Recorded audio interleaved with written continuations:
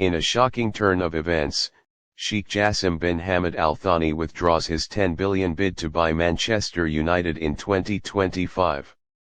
In one of the most dramatic moments in modern football business history, Qatari billionaire Sheikh Jassim bin Hamad Al Thani has officially withdrawn his record-shattering $10 billion bid to acquire Manchester United. The move, which stunned fans and pundits alike, comes after months of negotiations, media speculation, and heated debates within the global football community. The withdrawal marks a significant turning point in the ongoing saga surrounding the ownership of one of the world's most iconic football clubs. Manchester United, a club with a rich heritage and a global fan base numbering in the hundreds of millions, has been at the center of takeover rumors and financial turbulence for over a decade. The club has been owned by the Glazer family since 2005, a tenure marked by considerable controversy, fan protests, and a perceived disconnect between the club's traditions and its commercial operations. Sheikh Jassim bin Hamad Al Thani, a member of the Qatari royal family and chairman of Qatar Islamic Bank (QIB), emerged in 2023 as a formidable contender to purchase the club. His vision for Manchester United was ambitious: debt-free ownership, a rejuvenation of Old Trafford and Carrington facilities, and the promise to restore the club's dominance in both domestic and European football. His $10 billion bid was not only one of the highest ever for a sports franchise, but it also represented an all-cash offer with immediate infrastructure investment. Many saw it as the ideal solution to the club's woes. Fans hoped that under Sheikh Jassim's stewardship, United could return to its glory days, free from the financial burdens imposed during the Glazer era. The collapse of a mega deal. Despite months of intense negotiation and multiple rounds of offers, Sheikh Jassim's camp faced persistent hurdles. Insiders suggest that the Glazers, particularly Joel and Avram Glazer, were reluctant to relinquish total control of the club. While other parties, like British billionaire Sir Jim Ratcliffe and his Ineos group, proposed deals involving partial stakes and long-term transitions of power, Sheikh Jassim's offer was an outright takeover. This stark difference in deal structure created friction that proved difficult to resolve. Complicating matters further were questions about financial transparency, control over commercial rights, and long-term strategic direction.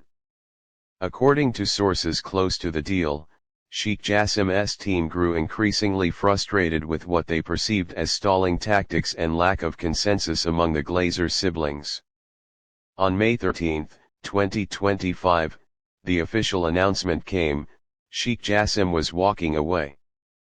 The news hit the Manchester United fan base like a thunderbolt. For many, Sheikh Jassim's bid represented not just a financial injection, but a cultural reset, an opportunity to realign the club's priorities with its footballing roots.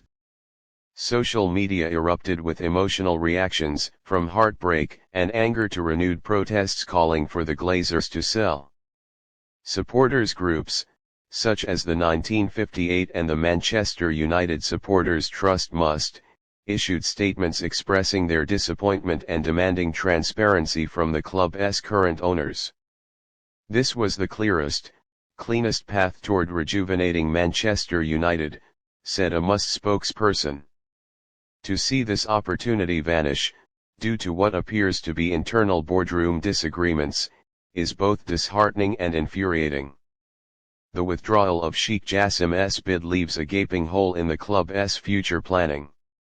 With no other all-in buyer currently at the table, attention turns once again to Sir Jim Ratcliffe, whose partial acquisition plan, reportedly involving a 25% stake and eventual full takeover, remains a possibility.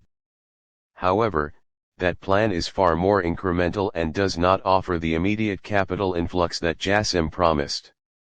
Meanwhile, the Glazers remain in control, and questions about investment in the squad, stadium upgrades, and managerial stability loom large.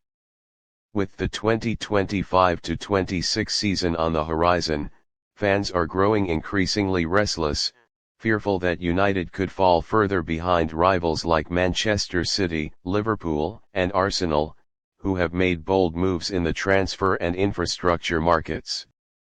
Sheikh Jassim's failed bid also underscores the evolving nature of football ownership.